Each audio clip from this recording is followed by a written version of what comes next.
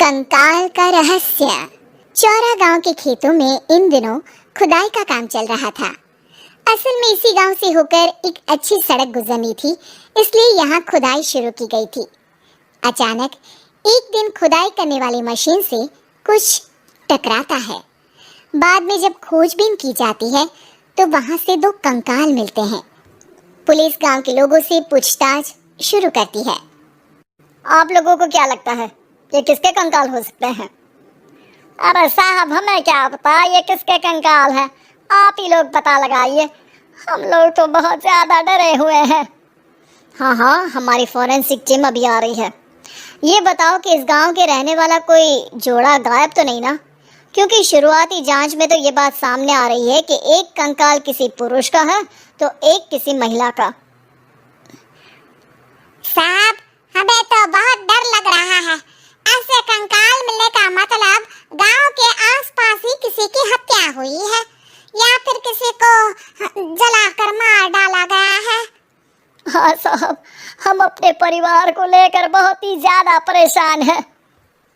देखिए, आप लोगों की परेशानी हम समझ सकते हैं, लेकिन आप लोगों को पुलिस का सहयोग करना होगा, क्योंकि आपके सहयोग के बगैर हम ये पता नहीं लगा सकते हैं कि आखिर ये किसके कंकाल है और इनकी हत्या किसने की। ठीक है साहब, गांव के लोग आपका पूरा सहयोग करेंगे। हाँ साहब, पूरा सहयोग करेंगे। तो फिर ठीक है, हम अपनी जांच शुरू कर देते हैं। कुछ दिन बाद जांच रिपोर्ट आ जाती है। पता चलता है कि ये कंकाल करीब 20 साल पुराने हैं, यानी 20 साल पहले किसी जोड़े की हत्या कर शव को यहाँ पर दबा दिया गया था। इंस्पेक्टर राघव, ये बताओ कि 20 साल पहले की मर्डर मिस्ट्री क्या आप सुलझ सकती है? हाँ सर, क्यों नहीं, लेकिन अब सबूत और गवाह काफी मिट गए होंगे। मुश्किल तो होगी, लेकिन शायद किसी परिवार को इंसाफ मिल सके। इंस्पेक्टर राघव, आप बिल्कुल सही कह रहे हैं। किसी परिवार को तो इंसाफ मिलेगा ही और किसी को उसके किए की सजा भी मिलेगी। जी सर, मैंने तो जांच शुरू भी कर दी है। 20 साल पहले इस गांव के दो जोड़े अचानक कहीं गायब हो गए थे। मैंने दोनों ही परिवारों के बाकी के सदस्यों से बातचीत शुरू की तो उन्होंने बताया कि उनके बच्चे शहर गए थे, लेकिन आज तक वापस नहीं लौटे हैं। लेकिन ये दोनों शव किस परिवार के सदस्यों के हैं, ये कैसे पता चल सकेगा? सर, मैंने डीएनए टेस्ट करवा लिया है। आज शाम तक इसकी रिपोर्ट भी आ जाएगी। अच्छा, ठीक है। उसी शाम को सर, डीएनए रिपोर्ट के मुताबिक ये दोनों ही लाशें चौरा गांव के रहने वाले प्रधान सुल्तान सिंह के बेटे और बहू की है। लेकिन इनकी हत्याएं किसने की है, ये कैसे पता लगेगा? इसी का तो पता लगाने की कोशिश में जुटा हूँ सर। आज सुल्तान सिंह से मिलने भी जा रहा हूँ। मेरा बेटा और बहू तो मेरे लिए सिर्फ यादों में ही रह गए थे। हमें उनकी लाशें तक नहीं मिल सकी थी। आज 20 साल बाद उनके कंकाल मिले हैं। मैं अब किसके लिए जीऊं?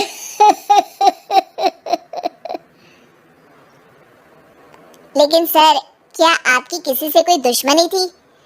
अपने बेटे बहू की हत्या के लिए आप किसे जिम्मेदार मान रहे हैं? अब मैं किसका नाम बोलूं? मेरी तो किसी से दुश्मनी नहीं थी, बस मेरे बेटे बहू को कोई वापस ला पाता।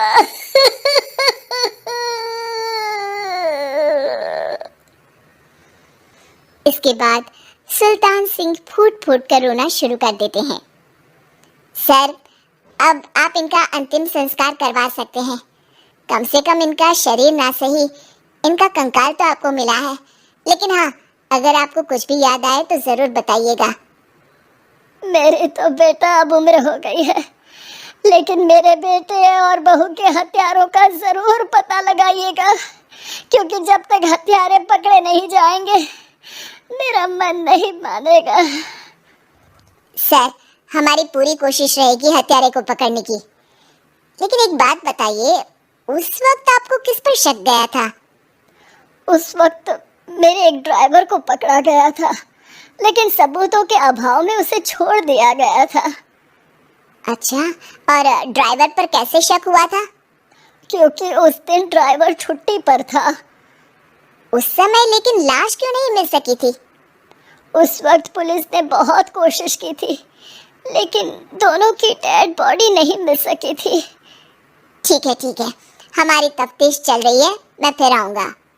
इसके बाद इंस्पेक्टर वहां से चला जाता है और सुल्तान सिंह अपने बेटे और बहू की याद में खो जाते हैं। कुछ दिन बाद, सुल्तान सर एक बात बताइए, जब आपके बेटे बहू की हत्या हुई थी, उसी के आसपास आपके ही गांव का रहने वाला एक और जोड़ा उसी वक्त गायब हो गया था ना? हाँ सर, अलका और अभिषेक, वो भी मेरे बच्चों जैसे ही थे। तो फिर वो कहाँ है? उनका भी आज तक पता नहीं चल सका, लेकिन बताते हैं कि कुछ साल पहले अभिषेक को गांव के ही किसी आदमी ने मुंबई में देखा था, लेकिन फिर वो गायब हो गया। यानी अभिषेक और अलका की हत्या नहीं हुई थी, बल्कि उन्होंने किसी वजह से खुद ही गांव छोड़ दिया था। हाँ, हो सकता है, क्योंकि अभिषेक मेरे बेटे संतोष का अच्छा दोस्त था और उसका मेरे घर भी आना जाना लगा रहता था।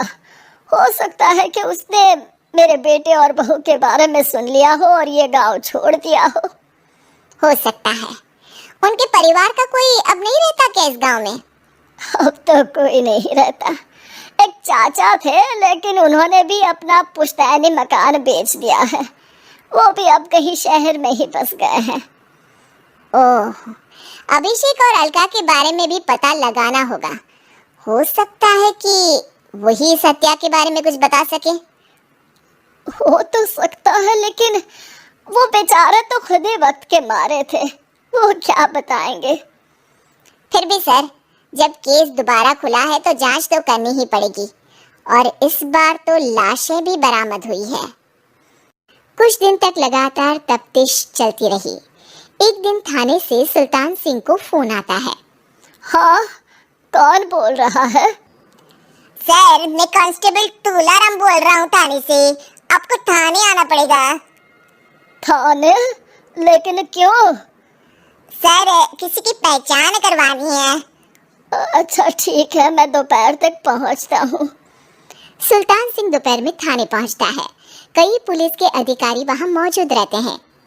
सर, आपके बेटे की हत्या का रहस्य आज शायद सुलझ जाए। अच्छा इंस्पेक्टर राघव, पर वो कैसे? सर, उस आदमी को देखिए, क्या वही अभिषेक है? सुल्तान सिंह की आंखों में हैरानी से आंसू आ जाते हैं। हाँ सर, यही अभिषेक है। ये आपको कहाँ से मिला? सिर्फ अभिषेक ही नहीं, बल्कि इसकी पत्नी अलका भी इसके साथ है। मैडम, जरा अभिषेक की पत्नी को लाइए। जैसे ही अलका को पेश किया जाता है, सुल्तान सिंह जमीन पर गिर जाते हैं। सुल्तान सर, क्या हुआ आपको? आप अलका को देखकर गिर क्यों गए? सुल्तान सिंह सर पकड़कर बैठ जाते हैं। ये अलका नहीं, बल्कि ये तो मेरी बहू रितु है। पूरा थाना एक दूसरे का मुंह देखने लगता है। क्या? इसके बाद हर किसी को दो कंकाल और हत्या का रहस्य समझ में आ गया। अभिषेक और रितु ने मिलकर संतोष और अलका की हत्या की थी और लाश को जमीन के नीचे दबा दिया था। आज 20 साल बाद इस हत्या का रहस्य खुल सका था कि अवैध प्रेम संबंध में दो मासूमों की जान गई थी।